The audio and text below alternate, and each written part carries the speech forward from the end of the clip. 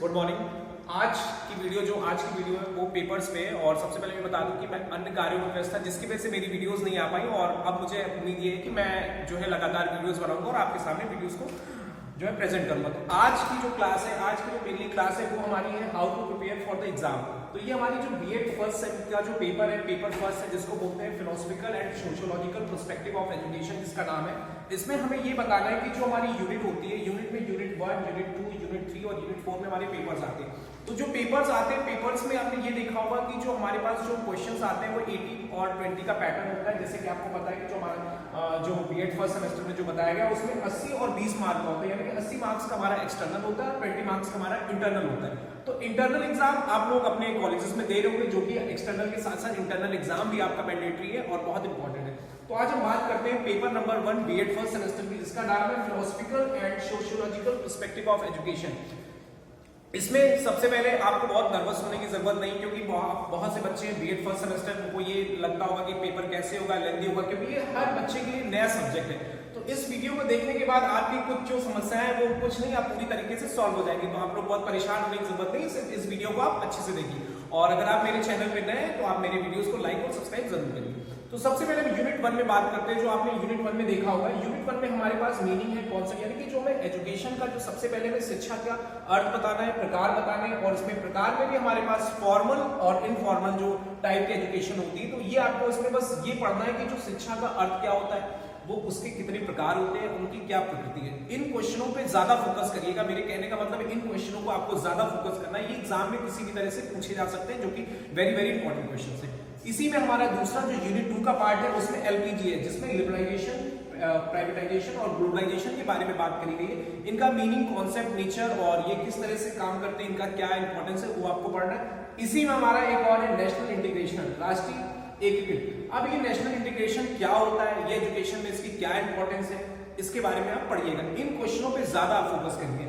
इसी क्रम में हम यूनिट 2 में आ जाते हैं। यूनिट 2 में हमारा एक फिलोसफी है, जो कि आपका चैप्टर में ही है, philosophical and sociological perspective of education. Basically जो चैप्टर है ये दर्शन शास्त्र, मतलब ये दार्शनिक शास्त्र, सामाजिक और दार्शनिक शास्त्र दोनों पे फोकस कर रहा है। तो यूनिट 2 हमारा जो है वो फिलोसफी पे ही है, जो कि मैंने क्वेश्चन में इसमें लिख रखा है। फिलोसफी को आपका मीनिंग, नेचर, इसमें क्या होता है, इसकी कैरेक्टरिस्टिक्स क्या होती है, what do you mean by philosophy, it's nature and it's characteristic. इसी में हमारे स्कूल्स ऑफ फिलोसफी को भी बताया गया, जो कि अलग अलग टाइप्स के स्कूल्स ऑफ फिलोसफी उनके बारे में बताया गया, और कैरेक्टरिस्टिक्स ऑफ फिलोसफी इनके बारे में आप पढ़िएगा।